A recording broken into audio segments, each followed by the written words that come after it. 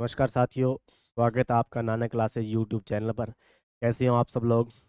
उम्मीद करता हूँ आपने जितना पढ़ा अच्छा ही पढ़ा होगा, सब बातें समझ में आ गई होंगी।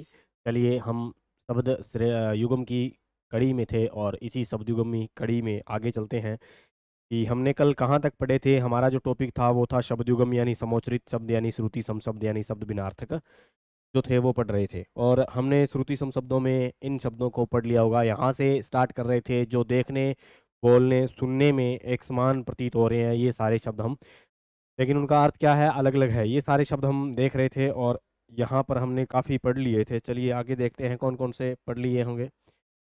या ये पेज पढ़ रहे थे, हाँ।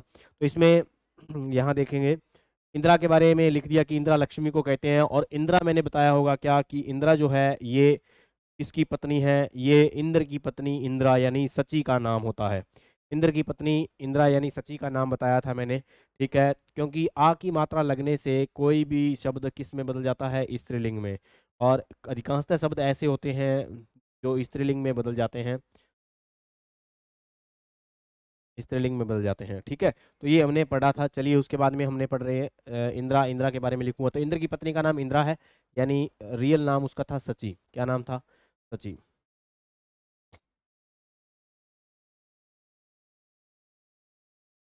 सची, ठीक है। उसके बाद में देखिए यहाँ सर और शर। देखो बोर्ड पे कि सर का नाम जो सर होता है, सर का मतलब अध्यापक नहीं है ये। सर का मतलब होता है, सर से बनता है सरोवर। क्या बनता है? सरोवर। तो इसका मतलब सरोवर क्या है? तालाब है। क्या है? तालाब। ध्यान दीजिए सर का मतलब सरोवर यानी तालाब, तो ये तालाब का ही नाम है।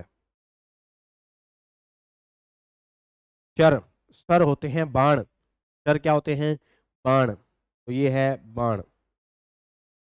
बाण, ठीक है। तो शर का मतलब होता है बाण। और पंचशर किसका पर्यायवाची है? सर से मेरे को पंचशर याद आ रहा है।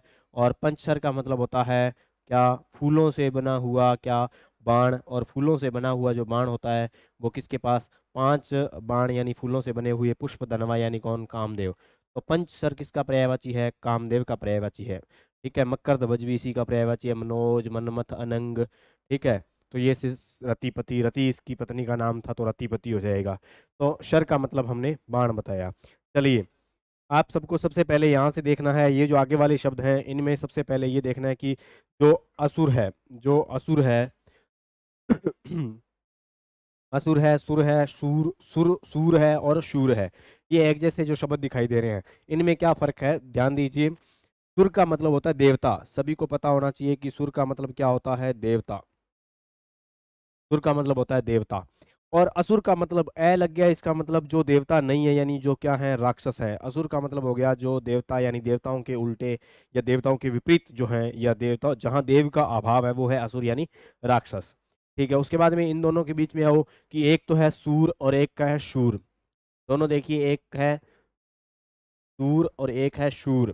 पहले तो शूर के बारे में बात करते हैं। आपने सुना है शूर क्या होते हैं? शूर शौर्य से बनता है, यानी जिनके पास ऐसे वीर जो शौर्य से युक्त हैं। तो शूर किसका पर्यायवाची होता है? सूर का मतलब होता है ऐसा वीर जिसमें सूर ज्यादा है, और सूर्य का मतलब शौर्य ज्यादा है। और शौर्य का मतलब क्या? पराक्रम जिसमें ज्यादा होता है।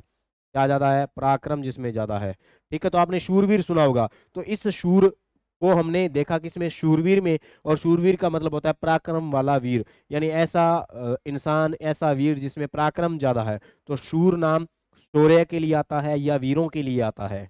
शौर्य के लिए या वीर के लिए आता है, यानी पराक्रम का ही दूसरा नाम शूर होता है, ठीक है। उसके बाद में आता है सूर। सूर बनता है सौर से। किससे बनता है? सौर से। या सौर बना है सूर से। और सौर क्या होता है भैया? सूर्य। सौर ऊर्जा सुनिए, यानी सूर्य की ऊर्जा। तो ये सूर बताता है किसको? सूर्य को। किसको बताता है? सूर्य को। दूसरी अच्छी बात, यहाँ एक अर्थ और निकलता है। सूर का मतलब होता है क्या? सूरदास कौन थे? सूरदास हिंदी में महान जिन्होंने सूर सागर लिखी, ठीक है। तो ये सूर सागर सूरदास की रचना है। तो सूरदास एक कवि या लेखक थे, कवि थे, ठीक है। तो यहाँ देखिए सूरदास क्यों नाम रखा गया? क्योंकि वो जन्म से क्या थे? अंधे थे। क्या थे? अंधे थे। इसलिए सूर का मतलब होता है अंधा, क्योंकि सूरदास क्या था? अंधा था। तो सूरदास अंधे थे, सूरदास क्या थे? अंधे। और अंधे होने की वजह से उनका नाम क्या पड़ता है? सूरसागर। उनका बचपन का नाम तो मदन गोपाल था। क्या नाम था? मदन गोपाल। तो मदन गोपाल क्या है, सूर थे। सूर मतलब क्या थे, अंधे थे। तो सूर नाम अंधे से आया, सूरदास से भी आया है, यानी अंधे थे वो, इसलिए उनका नाम पड़ गया सूर। चलिए, इस हरि और इस हरि में क्या फर्क है। इस हरि का मतलब, इस हरि का मतलब मैंने बताया था, जो चीजें हरण करती हैं, जो चीजें हरण करती हैं उनका नाम हरि होता है। जो चीजें हरण, जो ऐसी जितने भी चीजें हैं जो इस प्रकृति में हरण करती हैं, उन सभी का नाम हरि छोटी वाली मात्रा है। उन सभी का नाम हरि यानी छोटे वाली मात्रा है। तो ध्यान दीजिए, हरि का मतलब होता है, छोटे वाली मात्रा का मतलब होता है हरण करने वाले। और हरण कौन कौन करता है, मैंने बताया था, विष्णु पीड़ाओं का हरण करता है। विष्णु भगवान पीड़ाओं को हरता है। उसके बाद में हरि किसका नाम है, मेंढक का नाम कीट पतंगों का हरण करता है। उसके बाद सांप का नाम प्राणों का हरण करता है। उसके बाद बंदर का नाम, ये भी छीना झपटी करता है। उसके बाद पहाड़ का नाम, उसके बाद किसका नाम, पहाड़ का नाम, और पहाड़ यानी हवाओं का हरण करने वाला। तो इतने नाम किसके हैं, हरि के हैं। जबकि इस हरि का मतलब होता है हरी मिर्च। आपने सुना होगा हरी मिर्च, हरी मिर्च के कौन सी मात्रा लगती है, हरी के बड़ी लगी हुई मिलती है, इसका मतलब हरे रंग वाली मिर्च। तो ये हरी बताता है हरा रंग। कुछ चीजें हरी होती हैं यानी हरे रंग की होती हैं, हरा रंग। समझ गए मेरी बात को क्या, ठीक है। उसके बाद में आता है पानी। पानी का मतलब होता है हाथ। जैसे सुना होगा आपने चक्कर पानी। चक्कर पानी का मतलब होता है चक्कर है जिसके पानी में, यानी हाथ में किसके चक्कर है, विष्णु के। तो ये चक्कर पानी किसका पर्यायवाची, विष्णु का। तो पानी का मतलब यहाँ से पता चला क्या, हाथ। जैसे वीणा पानी सुना है, वीणा है जिसके हाथ में, यानी कौन, सरस्वती। उसके बाद आता है पानी। पानी का मतलब क्या होता है, पानी का मतलब होता है जल। ये सभी को पता है, पानी का मतलब होता है जल, ठीक है। पानी का मतलब होता है जल। कर्पण, कर्पण का मतलब होता है कंजूस। कर्पण का मतलब होता है कंजूस। तो इसका मतलब हो गया कंजूस। और कृपाण, ये सभी को पता है, तलवार का नाम होता है, तलवार। तलवार ही को ही कहते हैं असी। क्या कहते हैं, असी। इसी को कहते हैं कटार। क्या कहते हैं, कटार। तो तलवार कह दो, असी कह दो, या कटार कह दो, बात एक ही होती है। तो सभी पता चल गए होंगे। हमने यहाँ से स्टार्ट की आज की क्लास, और आज की क्लास यहाँ से स्टार्ट की, तो इसमें मैं यही बता रहा हूँ क्या, कि इंदिरा लक्ष्मी को कहते हैं और इंदिरा सची को कहते हैं। हमारा ध्यान दें, जो बच्चे नए जुड़ रहे हैं, हमारा एक टॉपिक जो चल रहा है वो है शब्द युगम नाम से। किस नाम से है, शब्द युगम नाम से है। हमारा एक जो टॉपिक चल रहा है वो किस नाम से है, शब्द युगम नाम से है। ध्यान दीजिए, इस शब्द युगम में हम जो पढ़ रहे हैं वो शब्दों के युगम पढ़ रहे हैं, जिनका अर्थ क्या है, अलग अलग है, देखने सुनने में एक समान प्रतीत हो रहे हैं उन शब्दों को। आज की क्लास इंदिरा से स्टार्ट हो चुकी है। कल मैंने यहाँ तक पढ़ा के छोड़ा था और बहुत सी बेसिक बातें आपको शब्द युगम के बारे में बताई थी, ठीक है। हमने ये पढ़ लिए। चलिए नेक्स्ट पेज पे पढ़ते हैं क्या क्या दिए होते हैं, और ठीक है। चलिए, आली। आली का मतलब होता है आली नहीं है, ये अली है यहाँ पे।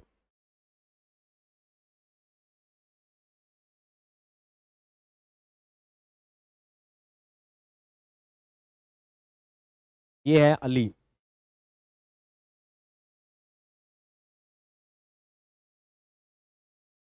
अली का मतलब होता है भंवरा। तो दो चीजें होती हैं, ध्यान रखना। एक तो छोटे मात्रा छोटी को, और बड़ी मात्रा बड़ी को बताएगी। मैं आपको कुछ कॉन्सेप्ट बताता हूँ। लगभग से कुछ शब्द ऐसे बताऊंगा, चार पांच शब्दों के जोड़े ऐसे बताऊंगा, जिनमें छोटी मात्रा छोटी को बताती है, बड़ी मात्रा बड़ी चीज को बताएगी। लेकिन एक तरनी तरनी ऐसा है जिसमें छोटी मात्रा बड़े को बताएगी, बड़ी मात्रा छोटी को बताएगी। समझ में आ गई बात क्या। तो अली छोटी मात्रा लगाया तो भंवरा। अब आपको ये तो पता रहना चाहिए कि अली एक भंवरा होता है और एक सहेली होती है, आली सहेली होती है ना। तो हमें पता रहना चाहिए शब्दों का। हाँ, कन्फ्यूजन मैं दूर करूंगा कि कौन सा शब्द किसको बताएगा, ठीक है। तो छोटी मात्रा है तो भंवरा कर दो, अगर बड़ी मात्रा आई तो सहेली को कर दो, सहेली। आली का मतलब होता है सहेली। क्या मतलब होता है, सहेली। आली का मतलब होता है सहेली। या संबोधन भी होता है। संबोधन का मतलब होता है किसी को बुलाने के लिए जो प्रयोग में लाए जाते हैं, वो संबोधन होता है। मैं कह दूं हे, अरे, ठीक है। तो इस प्रकार क्या है, आली एक संबोधन होता है और सहेली को भी बताता है, ठीक है। चलिए, अरी। अरी का मतलब होता है दुश्मन। जैसे इसको याद करने के लिए मैं आपको सिंपल उदाहरण देता हूं। देखो इधर सभी बोर्ड पे कंसारी, नाम सुना होगा कंसारी। और कंसारी का मतलब होता है कौन, कंस प्लस अरी। कंस प्लस अरी, कंस धन अरी से बनता है। तो यहाँ पे मात्रा छोटी है, तो यहाँ से आ अगर टूट के बाहर आएगा तो ए और री टूट के बाहर आ चुके हैं। तो कंस धन अरी से बनता है क्या, कंसारी। और इसका मतलब ये हो गया कि जो कंस का क्या है, दुश्मन है, कंस का क्या है, दुश्मन है, ये दुश्मन को बताता है। और कंस का दुश्मन कौन है, कंस का दुश्मन श्री कृष्ण है। तो यहाँ पर कंसारी किसका नाम हो जाएगा, कृष्ण का नाम हो जाएगा, जो कंस का क्या है, दुश्मन है। आई कहानी समझ में। तो अरी का मतलब अपने को सीधा सा पता चला, अरी का मतलब होता है सर शत्रु या दुश्मन, शत्रु या दुश्मन। शत्रु या दुश्मन को बताएगा कौन, अरी। और अरी का मतलब होता है, ये एक संबोधन होता है, जिस प्रकार लड़कों के लिए अरे, उसी प्रकार अरी का भी एक संबोधन होता है। अरी तुमने ये क्या किया, इसका मतलब संबोधन करने के लिए हम प्रयोग में लाते हैं संबोधन। ये एक स्त्रीलिंग संबोधन है, अरी। ठीक है। अवशेष, अवशेष का मतलब होता है जो बचा हुआ है, अवशेष बच जाना, किसी चीज का भाग, बचा हुआ शेष भाग। तो ये शेष भाग होता है, अवशेष जो होता है ये शेष भाग को कहते हैं अवशेष। अविशेष का मतलब हो गया, अविशेष का मतलब हो गया जो विशेष नहीं है, ए लग गया ना, इसका मतलब क्या नहीं है, विशेष नहीं है। एक चीज विशेष होती है, एक चीज सामान्य होती है, एक चीज आम होती है, एक चीज खास होती है, पता है ना। तो सामान्य और विशेष एक दूसरे के विलोम होते हैं, आम और खास एक दूसरे के विलोम है। आम का मतलब कोई चीज आम ही है, और खास का मतलब कोई चीज खास ही है। तो कहने का मतलब हो गया अविशेष, जो विशेष नहीं है, और जो विशेष नहीं इसका मतलब सामान्य है वो। ठीक है। तो अविशेष का मतलब सामान्य, या जो विशेष नहीं है, सामान्य। अब दो बातें आई, अहम और अहम, अहम और अहम। तो इसमें क्या खास अंतर है अहम और अहम में। देखो, आपने कभी अहंकार का पर्यायवाची, अहंकार का जैसे ही संधि विच्छेद किया होगा, गौर से देखना इधर, अहंकार का जैसे ही संधि विच्छेद करते हैं तो वो अहंकार शब्द ऐसे लिखा मिलता है, हाँ है ना। और इसका जैसे ही संधि विच्छेद करता हूं तो ए है, और ये मैं में टूट कर और अहम धनकार बनता है। तो ये रूप किसका है, जिसके अंदर मैं हलंत है यानी मैं आधा है, ये रूप किसका है, ये रूप है अहंकार का रूप। किसका रूप है, अहंकार का, किसी बात का अहम हो जाना यानी क्या, अहंकार। तो ये है अहंकार को बताएगा, किसको बताएगा, अहंकार को बताएगा। आई कहानी समझ में क्या सभी को, ये सुनो। अब आता है अहम। अहम का मतलब होता है जैसे अहम भूमिका रहनी किसी की, जैसे हम किसी की बात करें कि आज़ादी में इन लोगों की अहम भूमिका रही, तो अहम का मतलब होता है महत्वपूर्ण भूमिका। तो अहम का मतलब होता है महत्वपूर्ण, और उधर वाले अहम का मतलब था क्या, अहंकार, किसी बात का अहम हो जाना, अहम हो जाना। ठीक है। तो अहम बनता है अहंकार, और अहम बनता है महत्वपूर्ण। आई कहानी समझ में क्या। असन, असन का मतलब होता है क्या, असन का मतलब होता है भोजन। क्या मतलब होता है, भोजन। और आसन का मतलब होता है बैठने का स्थान, ये सबको पता होगा, बैठने का स्थान, बैठने का स्थान। और आसन्न, इस आसन्न का मतलब क्या है, आसन और आसन्न में फर्क है। एक का नाम है आसन यानी बैठने का स्थान, और दूसरे का नाम है आसन्न। आसन्न का मतलब होता है क्या, आसन्न का मतलब होता है जैसे आपने सुना होगा आसन्न कोण, जैसे आपने सुना होगा आसन्न भुजाएं। आसन्न भुजाएं, आसन कोण का मतलब होता है चिपके हुए कोण, या जो नजदीक है उन कोणों की बात हो रही है। तो आसन्न का मतलब होता है चिपका हुआ, नजदीक, चिपका, चिपका हुआ,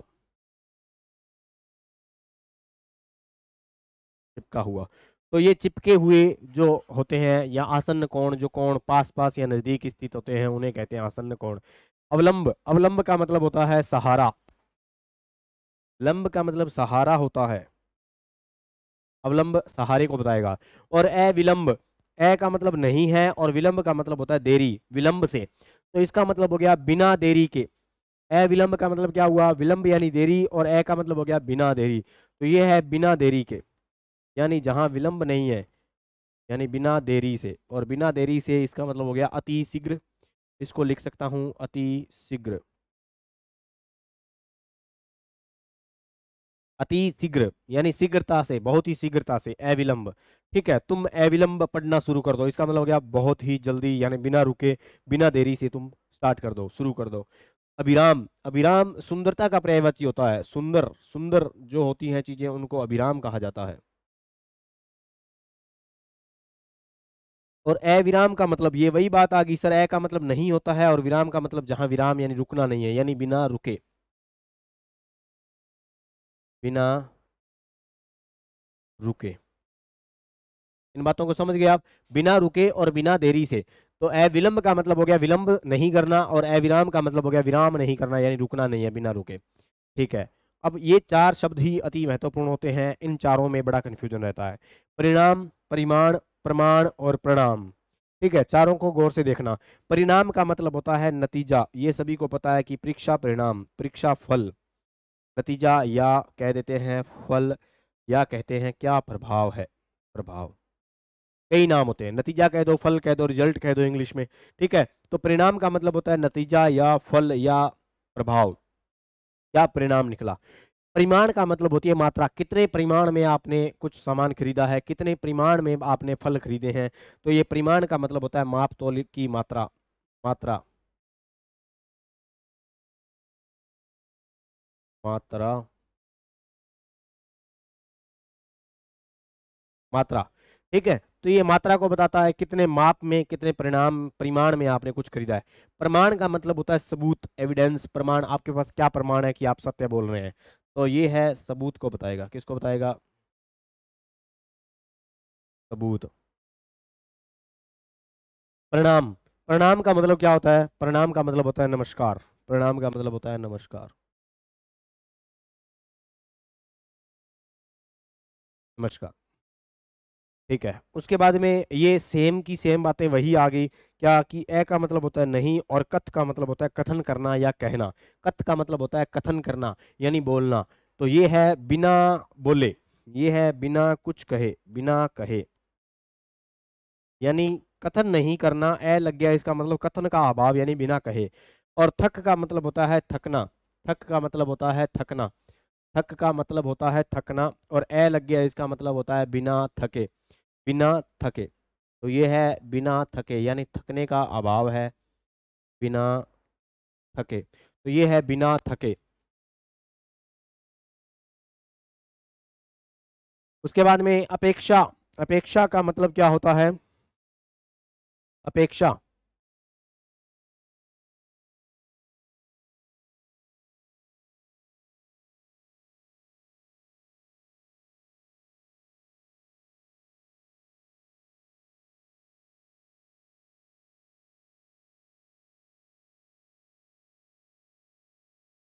अथक का मतलब बिना थके, ए लग गया, तो यहाँ पर अभाव हो जाएगा थकने का, और यहाँ अभाव हो जाएगा कथन कहने का। तो ये बिना कहे और ये बिना थके, यानी अथक थका नहीं है, और एकथ यानी कहा नहीं है। अपेक्षा करना, अपेक्षा करना, किसी से अपेक्षा कर लेना। ठीक है, तो ये होता है किसी से उम्मीद कर लेना, यही अपेक्षाएं थी आपसे, यही अपेक्षाएं थी, यही उम्मीद है कि आपका जल्दी से सिलेक्शन हो जाए, यही उम्मीद, यही अपेक्षा करते हैं, उम्मीद होती है।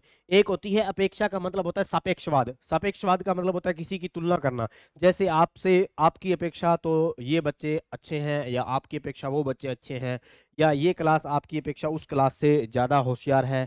ठीक है, इसकी अपेक्षा वो बड़ा है, छोटा है। तो अपेक्षा का मतलब तुलना भी होता है, इसका मतलब होता है तुलना, अपेक्षा, उसकी अपेक्षा ये अच्छा है।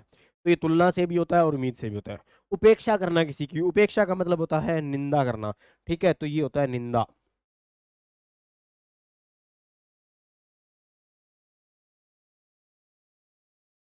निंदा। तो ये होता है निंदा, निंदा करने वाले को, एक दोहा है कि निंदक नीरे राखी आंगन कुटी छुआए। तो निंदा करने वाले को अपने आंगन में कुटिया बना के दे देनी चाहिए कि तू हमारे पास रहे, बिन पानी बिन साबुन के निर्मल करे सुभाए, यानी बिना पानी और बिना साबुन के अपने स्वभाव को निर्मल यानी स्वच्छ करता रहता है। उसका कारण ये है कि निंदा अगर होती रहे तो अच्छी बात है, निंदा करेंगे तो हमारे गुण और भी ज़्यादा बढ़ते जाएंगे। जो लोग निंदा करते हैं वो आगे वाले के जीवन को बेहतर बनाते हैं, क्योंकि निंदा करते हैं तो निंदा से अपने अवगुणों का पता चलता जाता है। ठीक है, तो निंदक नीरे राखी, एक दोहा कहता है कि निंदक नीरे राखी, निंदक, निंदा करने वाले को अपने पास रखना चाहिए हमेशा, ताकि वो निंदा करते रहे और हमें उतने ही अपनी गलतियों का एहसास होता रहे, और उतने ही अपने क्या अवगुणों को बढ़ता रहे, अवगुण दूर होते रहे। ठीक है, अवगुणों का पता चलता रहे। तो निंदा, उपेक्षा करना। अंगना, अंगना का मतलब होता है वही बात जब मैंने बताई थी, क्या, जब मैं ये बिंदु बता रहा था आपको, ये वाली कहानी बता रहा था, तब मैंने एक बात बताई होगी क्या, कि जहां चंद्र बिंदु है और जहां क्या है, अनुस्वार है। एक अंगना में अनुस्वार लगा है, एक अंगना में चंद्र बिंदु लगा है।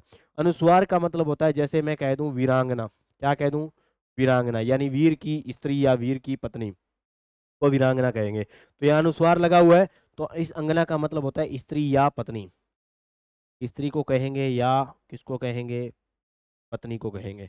आई कहानी समझ में क्या? ठीक है। और अंगना, इस अंगना का मतलब क्या हो जाएगा, आंगन। इस अंगना का मतलब सर हमने पहले से सीख रखा है, क्या मतलब होता है, आंगन होता है।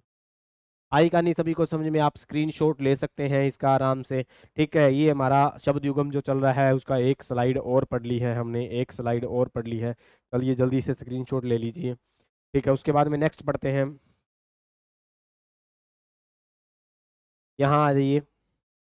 उपयुक्त, उपयुक्त का मतलब होता है जो बात उचित है। मैं कह दूं आपको जैसा उपयुक्त लगे वैसा कर लो, यानी जैसा उचित लगे, तो ये उचित होता है। क्या होता है, उचित।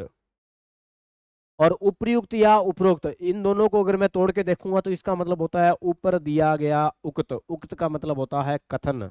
उक्त का मतलब क्या होता है, कथन। जिस प्रकार आपने सुना होगा लोकोक्ति, क्या सुना है, लोकोक्ति सुना है। तो इसमें क्या दिया हुआ है, लोक प्लस उक्ति दिया हुआ है, लोक प्लस उक्ति दिया हुआ। उक्ति का मतलब होता है कथन, उक्त या उक्ति का मतलब क्या होता है, कथन, ऊपर दिया गया कथन। ठीक है, तो ये उपरोक्त और उपयुक्त का मतलब एक ही बात होती है। ध्यान दीजिए, उपयुक्त है और वो उपयुक्त है। उपयुक्त या उपयुक्त, उपयुक्त का मतलब होता है उचित, और उपयुक्त या उपरोक्त का मतलब होता है ऊपर दिया गया कथन। तो यहां लिख सकता हूं क्या,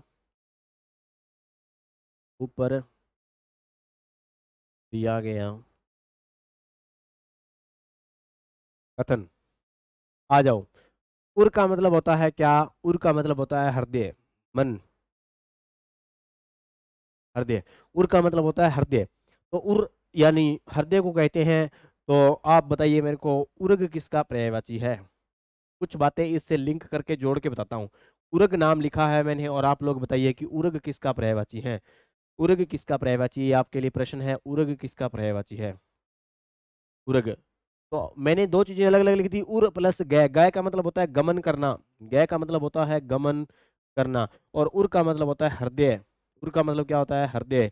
तो बताइए, हृदय के बल जो गमन करता है, यानी कौन, हृदय के बल लौट कर जो चलता है वो है सांप, हृदय के बल गमन करने वाला सांप। तो उर्ग का मतलब क्या होता है, सांप। तो उर का मतलब यहां से पता चला हृदय होता है।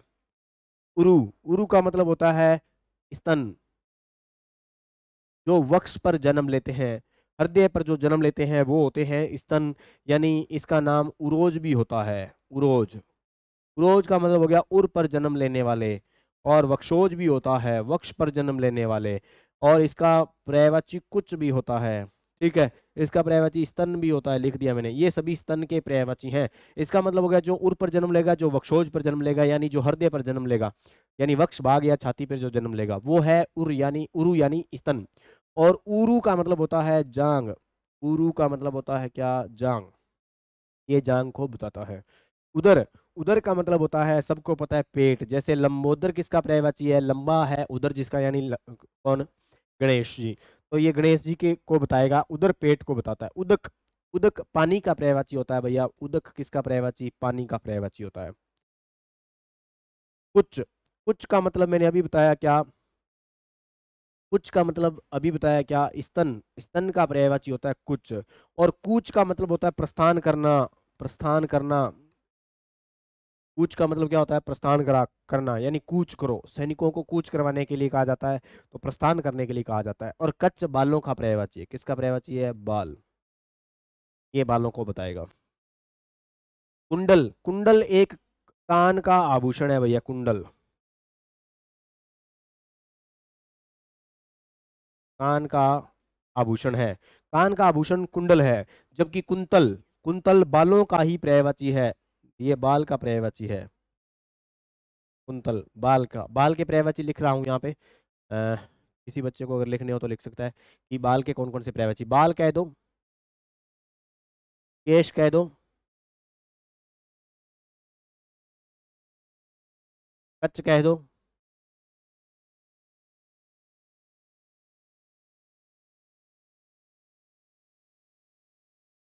कच्च कह दो, कुंतल कह दो, लोम कह दो,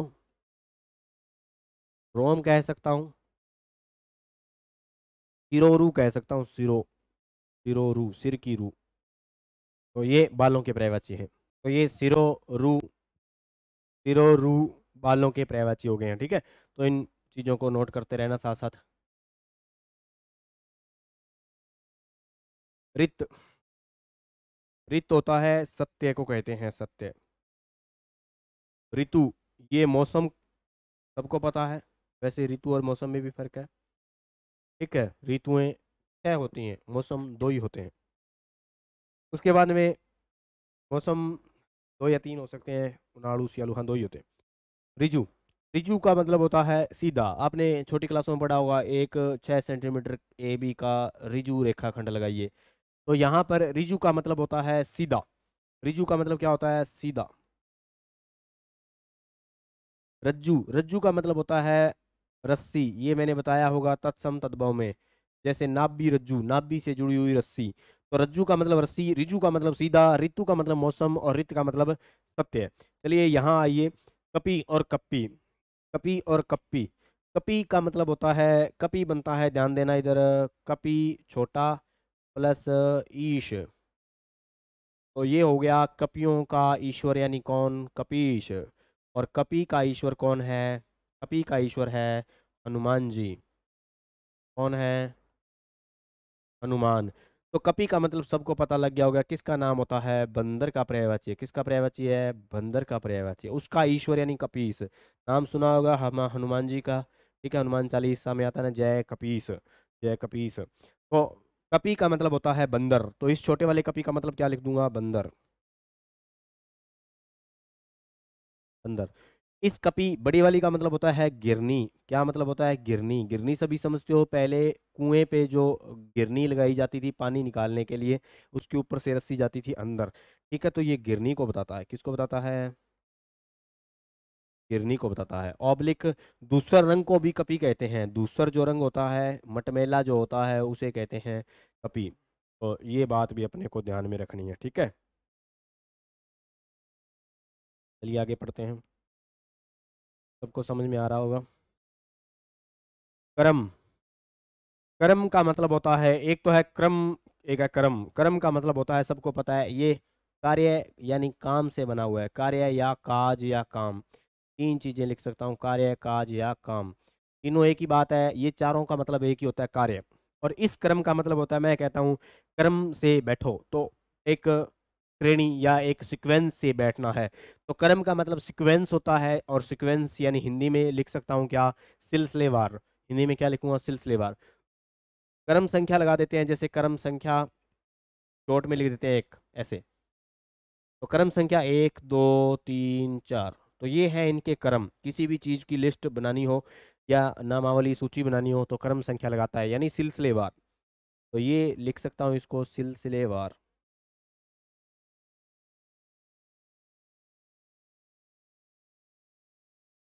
सिलसिलेवार, ठीक है। सिलसिले से बैठिए, सिलसिलेवार बैठिए, या पंक्ति में बैठने को या क्रम से बैठने को कहते हैं। सबको पता होगा इस बात का। कृतज्ञ और कृतघ्न, कृतघ्न और कृतज्ञ ये बहुत ही इंपॉर्टेंट है, बहुत ही इंपॉर्टेंट है। कृतज्ञ और कृतघ्न किसे कहते हैं? ध्यान दीजिए। कृतज्ञ जो होता है, यहाँ पर पीछे ज्ञ लगा हुआ है, और ज्ञ का मतलब होता है ज्ञान है। क्या है? ज्ञान है। और कृत का मतलब होता है किए हुए काम का मुझे ज्ञान है। जो मेरे द्वारा या किसी के द्वारा जो मेरे लिए काम होता है, मुझे उसका ज्ञान है, इसका मतलब मैं उसका क्या रहूंगा? आभारी रहूंगा। यानी उसने मेरे लिए कुछ काम किया है, तो मैं क्या रहूंगा? आभारी। उसके द्वारा किए हुए कार्य का क्या है? ज्ञान है। तो वो होता है कृतज्ञ। तो मैं क्या हूँ? कृतज्ञ हूँ। इसका मतलब क्या हो गया? मुझे किए हुए कार्य का ज्ञान है, उसके द्वारा जो मेरे पे अच्छाई हुई है उसका मुझे ज्ञान है। तो ये होता है किए हुए का उपकार मानने वाला। उपकार का मतलब होता है भलाई। मैं मानूंगा कि आपकी भलाई रही होगी, जो आपने इतना बड़ा काम किया, तो मुझे उसका ज्ञान है। तो ये इसके लिए लाइन लिखूंगा क्या? किए हुए का उपकार मानने वाला। के लिए लाइन लिखूंगा तो क्या लिखूंगा? किए हुए का उपकार मानने वाला। तो यहाँ मैं लिख सकता हूँ किए हुए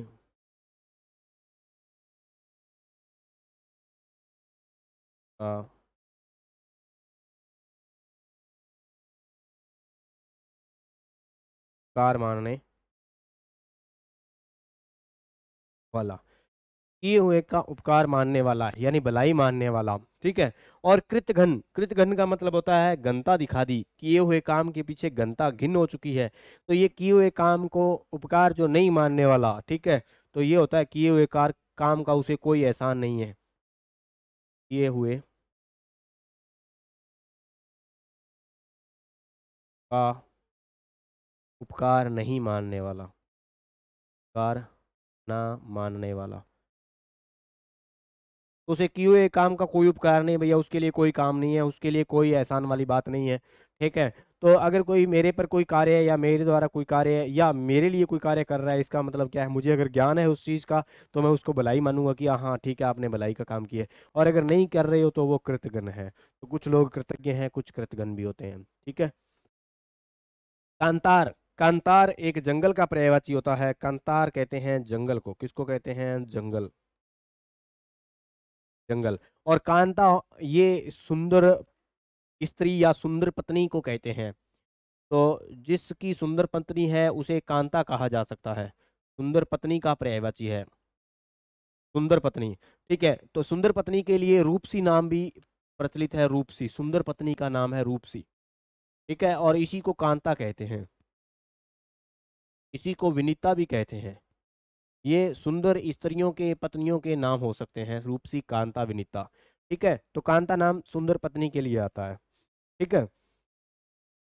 कंजर, वैसे ये स्त्रियों के नाम है, महिलाओं के, विवाहित महिलाओं के नाम है, ठीक है।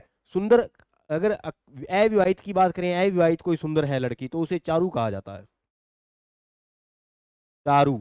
तो ये चारू सुंदर स्त्री के लिए, सुंदर लड़की के लिए आता है। और अगर सुंदर स्त्री है तो रूपसी या कांता या विनीता हो सकती है, ठीक है।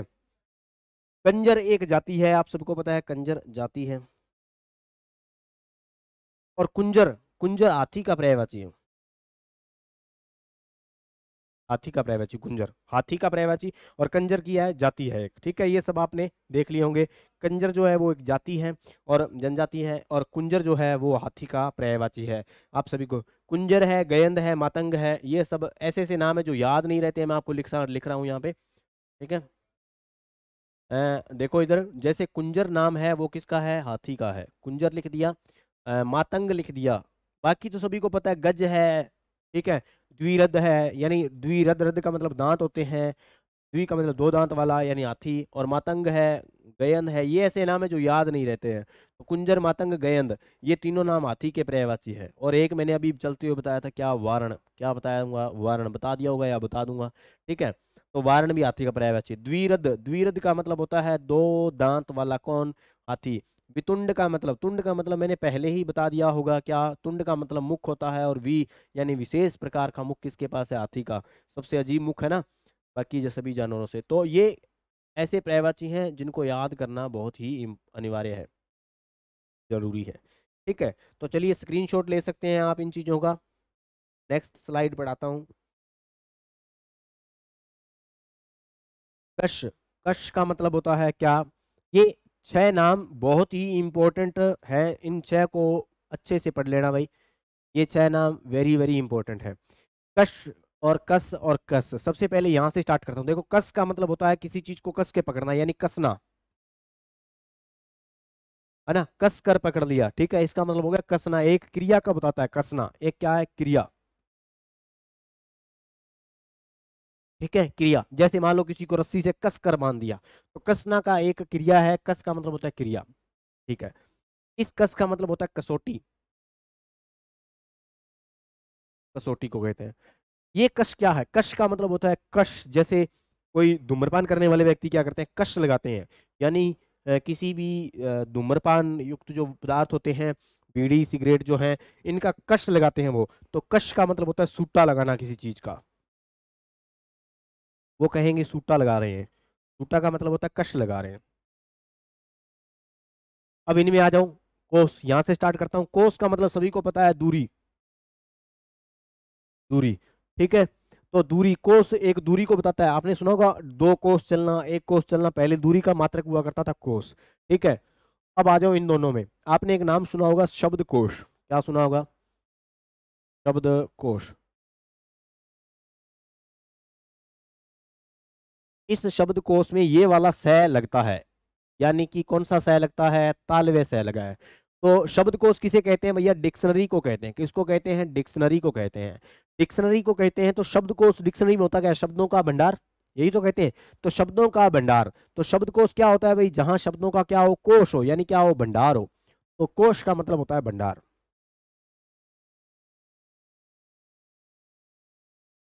भंडार। अब ये कोश रहा है, तो ये कोश क्या है, कोश का मतलब होता है, आपने सुना कोषाध्यक्ष, कोषाध्यक्ष सुना है? कोषाध्यक्ष होता है कुछ चीजों के, मान लो कोई कमेटी चल रही है या एनजीओ चल रहा है, कुछ भी चल रहा है, उसमें कुछ सचिव होते हैं, कुछ अध्यक्ष अध्यक्ष बन जाते हैं, कुछ कोषाध्यक्ष होते हैं। वो क्या काम करते हैं, वो सिर्फ किसका अध्यक्ष, किसकी अध्यक्षता कर रहे हैं, कोष की अध्यक्षता कर रहे हैं। कोष का मतलब वो सिर्फ खजाने का काम करते हैं। खजाने पर उनकी क्या रहती है जिम्मेदारी, उनकी खजाने की जिम्मेदारी उनके पास रहती है। तो कोषाध्यक्ष क्या होते हैं, पैसे वगैरह इकट्ठे करने का काम कर रहे हैं, या कुछ मान लो एक छोटी सी कमेटी चल रही है, उसमें एक बंदे को कोषाध्यक्ष बना दिया, इसका मतलब क्या हो गया, वो पैसों का लेन देन वो रखेगा। तो कोष का मतलब होता है खजाना, कोष का मतलब क्या होता है, खजाने का अध्यक्ष होता है। ठीक है, तो इस कोष का मतलब हो गया खजाना, खजाना। किला, ये किला सभी को पता है, दुर्ग को कहते हैं। किला किसको कहते हैं, दुर्ग को, सभी को पता है, किला दुर्ग। और किला, किला आप सभी ने सुना होगा, किला, किला मतलब खूंटा, खूंटा। कांति, कांति का मतलब होता है चमक। जो चीजें याद नहीं रहती ना, उन पे यूं गोला लगा लिया करो। इसका फर्क ये पड़ता है कि जब आप किसी चीज पे गोला लगाते हो ना, ये कांति है, ये मेरे को याद नहीं रहा, मैंने इस पे गोला लगाया। अब देखो, जिस चीज के पीछे कॉन्सेप्ट होता है ना, जो चीज जहां से लिंक हो रही है, जहां से मैं उस चीज को जोड़ सकता हूँ, वो चीज मैं आपको जोड़ के बताता हूँ। देखो, मैंने शब्दकोश आपको जोड़ के बताया, कस कसना जोड़ के बताया, कोस दूरी जोड़ के बता दिया, कोष खजाना जोड़ के बता दिया, किसी न किसी कहानी से रिलेट कर लेता हूँ उस चीज को। ठीक है, किसी न किसी बात से रिलेट करके उस चीज को याद करवा देता हूँ। परंतु जिस चीज के पीछे कॉन्सेप्ट या कहानी से रिलेट नहीं कर पाता हूँ, उसको आप गोले में बंद कर दिया करो। इसका मतलब क्या है, इस चीज को सीधा याद रखना पड़ेगा। तो कांति का मतलब क्या होता है, चमक। क्रांति, क्रांति का मतलब होता है परिवर्तन लाना किसी चीज के,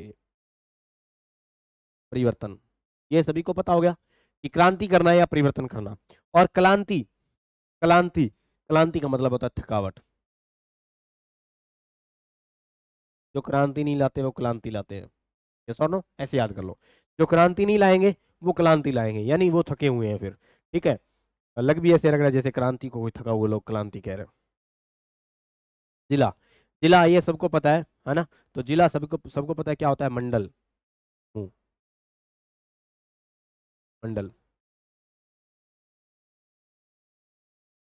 जिला, जिला का मतलब होता है चमक, चमक, या कांति का मतलब चमक, और जिला का मतलब भी क्या होता है, चमक। ठीक है। कंटक, कंटक कहते हैं कांटे को, किसको कहते हैं, कांटे को। कंटक कांटे का तद्भव रूप नहीं है क्या, बताया हुआ है मेरा, कांटा, कंटक, कांटे का तत्सम रूप क्या है, कंटक। मैंने तद्भव बोल दिया, कंटक क्या है, तत्सम रूप है। अरे बोलना हार्ड है ना, कंटक। और आसान क्या है, कांटा। तो कांटा क्या है, कांटा तद्भव रूप हो जाएगा, और कंटक तत्सम रूप हो जाएगा। कटक, कटक सेना का पर्यायवाची होता है भाई, किसका, सेना का, सेना का पर्यायवाची है। कर सभी को पता है हाथ होता है, क्या होता है, हाथ। अब इधर आओ, कर ही कैसे याद करोगे, कर तो हाथ होता है, सभी को पता है। ठीक है, तो कर हाथ होता है, तो मेरे को बताओ इधर इसकी अगर ये मात्रा लगा दूं तो इसकी ये वाली लगा देना, तो करी क्या हो जाएगा, हाथी। समझ गए, दोबारा देख लो क्या मैंने क्या किया। कर हाथ होता है, अब मैं मात्रा लगा रहा हूँ, उधर मात्रा लग गई तो इधर लगा दो, लग गई। तो करी क्या हो जाएगा, हाथी हो जाएगा। ठीक है, इस बात का ध्यान रखना। कर अगर हाथ है तो करी क्या हो जाएगा, हाथी, हाथी। और कीर ये तोते का पर्यायवाची होता है भाई, मैंने बताया होगा पहले ही लाइन में, पहली ही क्लास में या दूसरी क्लास में बताया होगा, जब मैं तत्सम तद्भव करवा रहा था तब बताया होगा। ठीक है, तो तोता, सुख सुग्गा सुआ सुआ, सुआ सुआ सुख सुग्गा।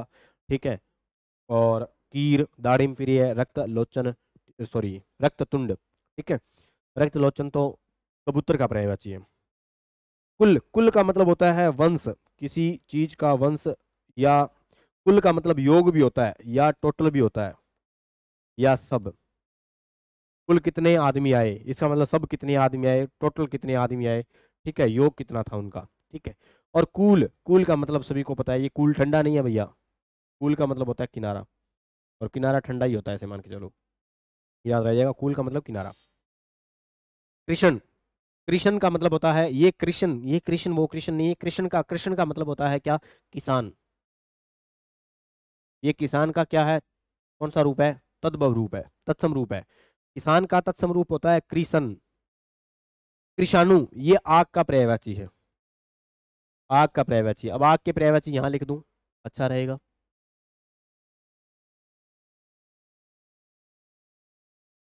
आग के पर्यायवाची लिख रहा हूं, देखना, एक तो होता है अनल, सभी को बताया मैंने, एक होता है दाहक, एक होता है पावक, एक होता है हुताशन, हुताशन, एक होता है दाहक पावक अनल हुताशन, एक मैं बता रहा हूं क्या,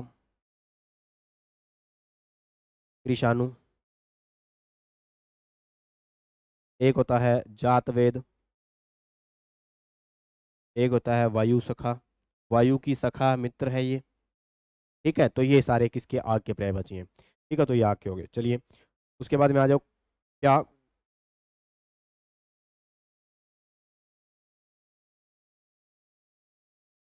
खोआ और एक खोया। आप सभी को पता है खोया का मतलब होता है खो जाना, किसी भी चीज का गुम हो जाना, तो ये है खो जाना, खो जाना, ठीक है। तो ये बताता है खो जाने को। और खोआ, खोआ किसको बताएगा, खोआ तो आप सभी को पता है दूध से बना हुआ पदार्थ होता है, जो अपने घरों में खोआ बनाते हैं, वो दूध से बना हुआ मावा। तो ये दूध से बना हुआ ठोस पदार्थ, दूध से बना मावा, उसी को क्या कहते हैं, खोआ। ग्रंथि, ग्रंथि मैंने बता दिया होगा, तत्सम तत्व में छोटी ग्रंथि, इसका अगर तोड़ के सिंपल करोगे तो छोटी ग्रंथि बताती है गांठ को, जो हमारे शरीर में गांठें पाई जाती हैं। और बड़े वाली ग्रंथि किसको बताती है, बड़े वाली ग्रंथि होता है ग्रंथि जो गुरु ग्रंथ साहिब का अध्ययन करते हैं, गुरु ग्रंथ साहिब का, गुरु ग्रंथ साहिब जी का अध्ययन करने वाले, अध्ययन करने वाले, वो कौन होते हैं, ग्रंथी होते हैं। तो गुरु ग्रंथ साहिब जी का अध्ययन करने वाले कौन है, ग्रंथी। और छोटे वाली ग्रंथि गांठ को बताती है, जो हमारे शरीर में गांठ पाई जाती है, यानी ग्लैंड्स जो पाई जाती है, इंग्लिश कम यूज करूंगा, ग्लैंड्स, गांठ, ग्रंथि, ठीक है। तो ये हमारे हो गए, एक और स्लाइड पढ़ ली है हमने, स्क्रीनशॉट ले सकते हैं आप चाहो तो। चलिए नेक्स्ट स्लाइड निकालते हैं, आ जाइए।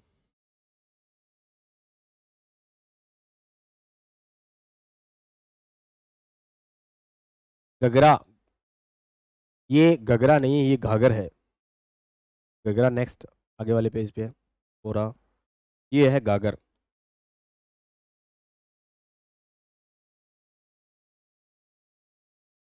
गागर। गागर का मतलब होता है, जैसे कई बार आपने पढ़ा हो गागर में सागर भरना, इसका मतलब हो गया, गागर का मतलब हो गया घड़ा, और सागर का मतलब हो गया समुद्र। तो अगर घड़े में भी समुद्र समा जाए, ऐसा कुछ हो सकता है क्या, इसका सीधा सा मतलब ही होता है मुहावरा। देखो मुहावरा जो होता है ना, वो सत्य नहीं होता, वो किसी बात से रिलेट किया जाता है, ठीक है। ऐसा नहीं है कि घड़े में सागर भर के देखा उसने। इस बात का ये मतलब होता है कि थोड़े से शब्दों में अपनी बहुत बड़ी बात कह देना, उसे कहते हैं घाघर में सागर भरना। यानी कि मैं थोड़ा सा अगर अगर इसको चरितार्थ करूं तो ऐसे कह सकता हूं कि जैसे किसी बड़े से सागर को किसी घड़े में बंद कर दिया, घड़े में डाल दिया, उसे घड़े में भर के रख दिया। इसका मतलब ये हो गया कि मैं थोड़ी सी बात, अपनी थोड़ी सी बात, जो थोड़ी सी बात कह के अपनी बड़ी बात को कह देता हूँ ना, तो उसको कहते हैं घाघर में सागर बनना। तो घाघर क्या है, घड़ा है,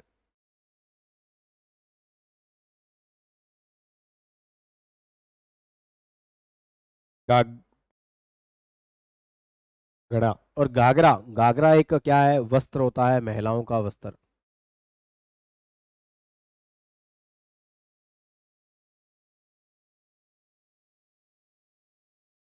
महिलाओं का।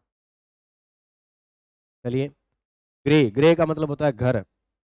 अब वही बात कि आप अगर बच्चों को मान लो टीचर बन जाओ, तो गृह कार्य कौन सा दोगे, ये दोगे या ये दो।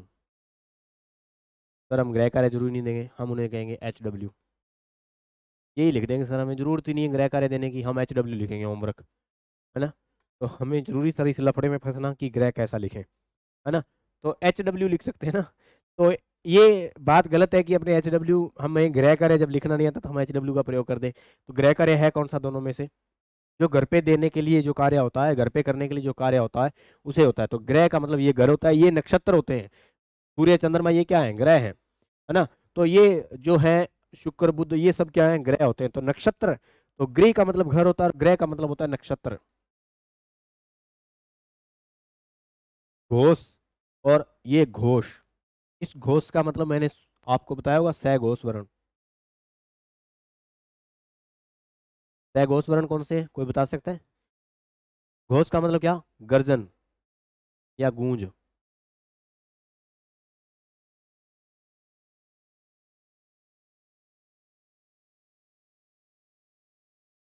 इसका मतलब होता है गर्जन या गूंज। तो जिसमें गर्जन या गूंज उत्पन्न होती है वही क्या होते हैं? सघोष वर्ण होते हैं। तो इस घोष का मतलब होता है गर्जन या गूंज।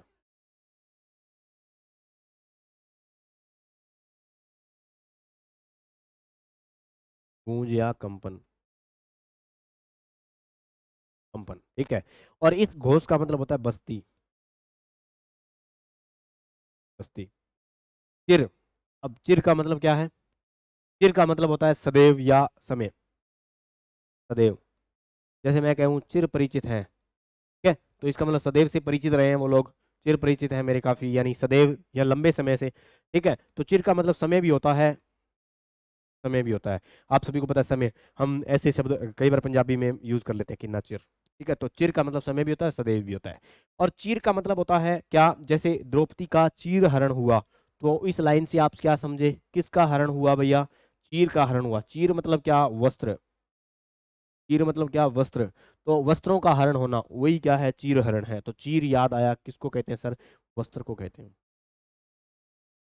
वस्त्र को कहते हैं। अब आओ कली और कली, दो नाम है कली और कली। इधर देखो, एक नाम मैंने लिखा कली युग, क्या लिखा? कली युग। तो बताइए कली क्या है इसमें? सर कली युग का मतलब होता है सर, कली एक युग है। क्या है? एक युग का नाम क्या है? कली है।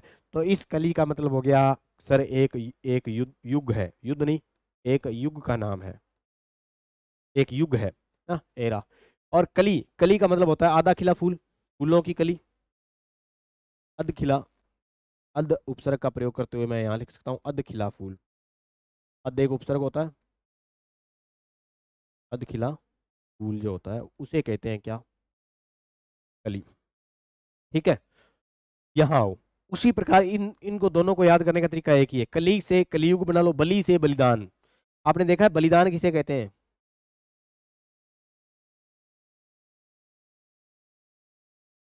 बोलो, बलिदान का मतलब हो गया, बलि का क्या कर दिया? दान कर दिया।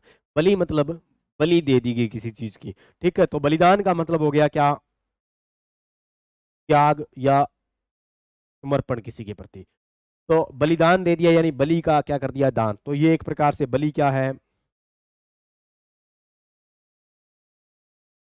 बलि मतलब प्राण या दान, प्राण या दान कह सकता हूं। ठीक है, एक प्रकार का दान है। और बल्ली, बल्ली का मतलब होता है बलवान, बलवान।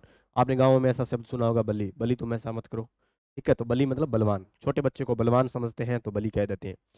चपत, चपत और वो है चंपत। अब आपको सर चपत और चंपत में क्या फर्क है?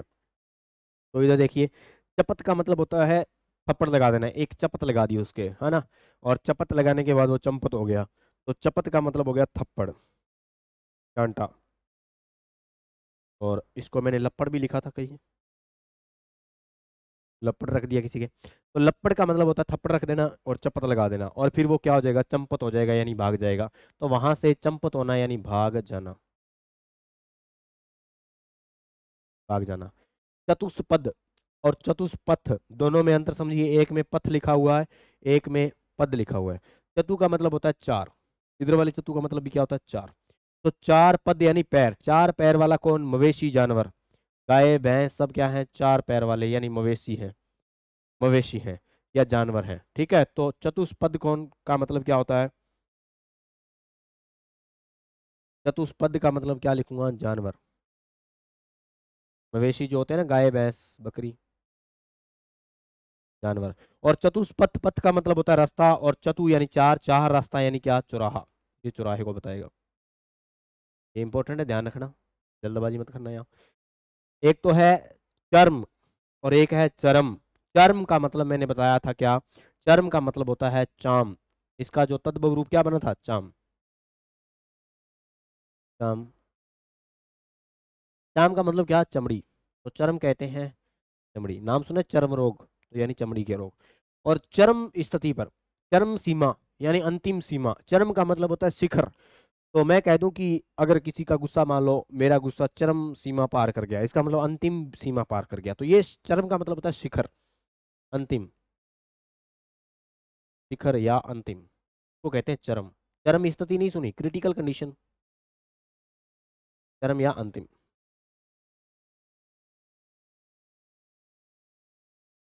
चंट और चंड, हम कह दें कोई लड़का चंट है, और चंट का मतलब क्या है, वो चालाक है बहुत,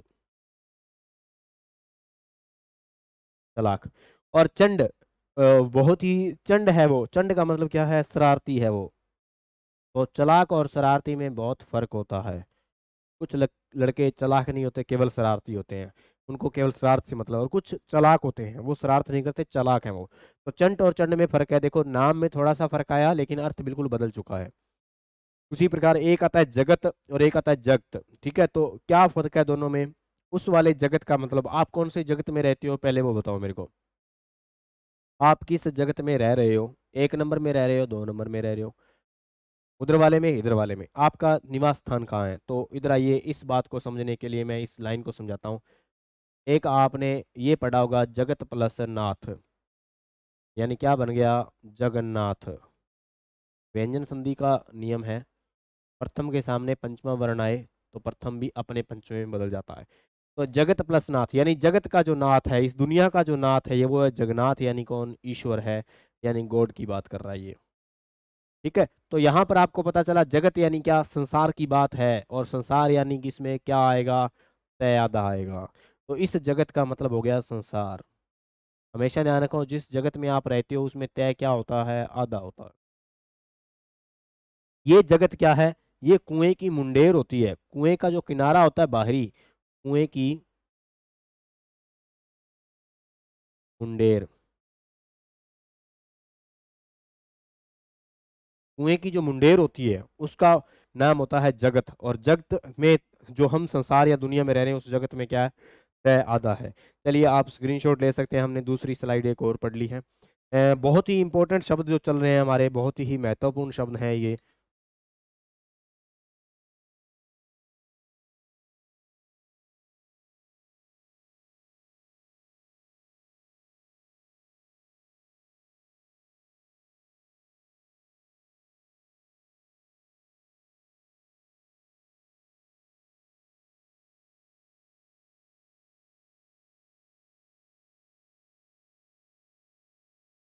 चलिए आगे जो वर्ड है हमारे सामने, दो वर्ड हैं, जानू छोटी मात्रा लगी है और जानू बड़ी मात्रा लगी है। क्या फर्क है दोनों में, ध्यान दीजिए। जानू एक की छोटी मात्रा है, एक की बड़ी मात्रा है, दोनों में क्या फर्क है, गौर कीजिए। फर्क यहाँ पे साफ है क्या, कि आपको एक वर्ड बताता हूँ मैं, आपने सुना होगा क्या, अजानु बाहु।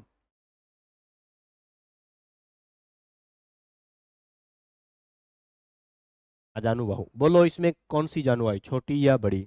इसमें सर हम देखें तो इसमें जो जानू आपने लिखा है, इसमें सर तीन चीजें हैं, हमको जो देखना है वो इसको देखना है। हम इसको भी बाद में देखेंगे, इसको भी देखेंगे। इस जानू का मतलब आप सबको यहाँ से क्या पता चला, आपको पता है आजानु बाहु किसे कहते हैं, आजानु बाहु किसे कहते हैं। देखो बाहु का मतलब होता है भुजाएं, आर्म्स, भुजाएं। आ का मतलब उपसर्ग है, और इसका मतलब मैंने तक बताया था कल वाली क्लास में, आ तक, आमरण मरने तक, आजीवन जीने तक। तो आ का मतलब होता है तक। और जानू का मतलब होता है घुटना। जानू का मतलब क्या होता है, तो क्या मतलब बना, जिसकी भुजाएं, ऐसा इंसान जिसकी भुजाएं घुटनों तक लंबी हों, घुटनों तक आ रही हों। ऐसा इंसान जिसकी भुजाएं घुटनों तक आ रही हों, जिसके हाथ घुटनों तक लंबे हों, उसका नाम है अजानुबाहु। तो यहाँ से क्या पता चला, क्या कि जो जानू है वो क्या है, घुटना है। क्या है, घुटना है। तो यहाँ देखें, छोटी जानू किसको बताती है, घुटना। तो जानू अगर न छोटा है तो वो घुटने को बताएगा, और बड़े वाली जानू यानी बड़े वाली जो मात्रा है ये बताती है किसको, बड़े वाला जो जानू है ये बताएगा किसको, जांग को। किसको, जांग को। याद करने का तरीका बताता हूँ, जानू छोटी है और एक जानू बड़ी है, तो छोटे वाली घुटना, छोटा घुटना है तो घुटना लगाएंगे, और बड़ी अगर जांग है तो बड़ी मात्रा जानू के बड़ी मात्रा लगा दो। इसी प्रकार इसको याद करना है। टोटा, टोटा का मतलब होता है किसी चीज के टोटे पड़ना यानी कमी होना, किसी चीज के टोटे पड़ना यानी कमी होना। और इस टोंटा का मतलब क्या है, टोंटा का मतलब होता है कारतूस। टोंटा, कारतूस।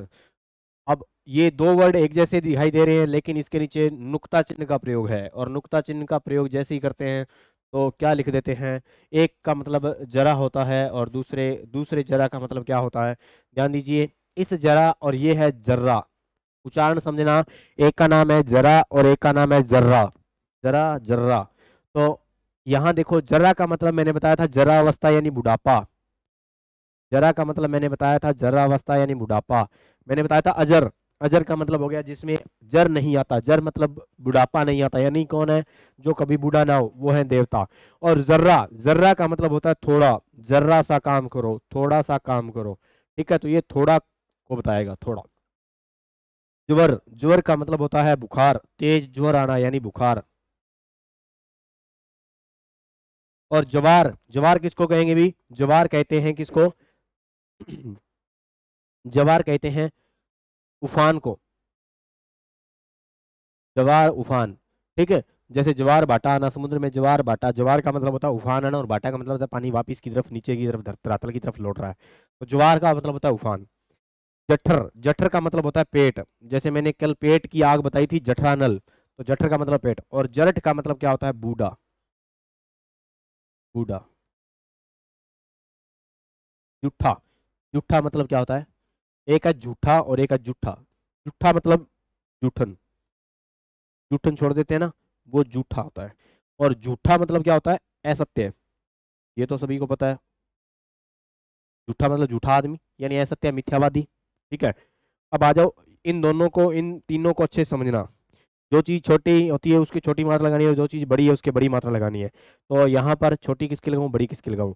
एक मैंने कहा था इस चीज में तरनी और तरनी में उल्टा करना है आपको। तरनी एक सूर्य होता है और एक नाव होता है, मरीचि एक किरण होता है एक सूर्य होता है, मणि एक सांप होता है एक रतन होता है। अब पहले छोटी छोटी बता देता हूँ। तो बोलो, एक मरीचि सूर्य एक किरण, तो जिसकी मात्रा छोटी लगी हुई है वो तो होती है किरण, क्या होता है, किरण। और जिसकी मात्रा बड़ी होती है वो सूर्य। आपने मृग मरीचिका सुना होगा, मरीचिका का मतलब होता है क्या, किरणों का प्रभाव। तो मरीचिका, मरीचि किरण होती है। मणि सांप होता है एक रतन होता है, छोटा कौन, रतन। तो मणि छोटे वाला क्या है, रतन। और अगर मणि की बड़ी मात्रा तो वो बड़ा किसको बताएगा, सांप को बताएगा। चलिए ये बात हमने देख ली। ठीक है, लेकिन तरनी तरनी में उल्टा करना है, एक सूर्य एक नाव, बहुत ही अच्छा उदाहरण, आज तक का सबसे अच्छा उदाहरण, और काफी बार एग्जाम में आया हुआ। जहां जहां शब्द युगम आए वहां वहां तरनी तरनी जरूर आया। ठीक है, तो इस बात को ध्यान रखना कि तरनी और तरनी में क्या फर्क है। तो उल्टा करना है इसमें, क्या, जो चीज छोटी है उसकी मात्रा बड़ी लगाओ, जो चीज छोटी, छोटी सर, तरनी छोटी है तो ये हो जाएगी सर, बड़े वाली चीज को बताएगी, सूर्य को बताएगी। और ये तरनी बड़ी है तो ये छोटी किसको बताएगी, नाव को बताएगी। तरनी मतलब तैरने वाली नाव। ठीक है, चलिए इस बात को समझ गए। उसके बाद में आ जाओ तरंग, तरंग का मतलब सभी को पता है लहर होती है, और इसको सबसे अच्छा उदाहरण ऊर्मी कहते हैं। ध्यान दीजिए, ऊर्मी, ऊर्मी कहते हैं। ठीक है,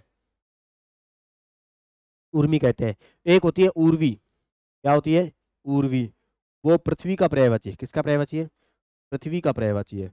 जबकि ऊर्मी किसका है, ऊर्मी किसका है, ऊर्मी लहर तरंग का पर्यायवाची है। और तुरंग का मतलब होता है घोड़ा, मैंने उस दिन घोड़े के पर्यायवाची जब लिखे थे तब बताया था, घोड़ा।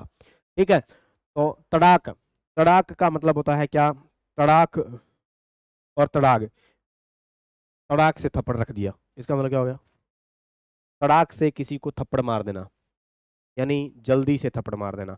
तो तड़ाक का मतलब हो गया जल्दी। और तड़ाग, तड़ाग का मतलब होता है तालाब।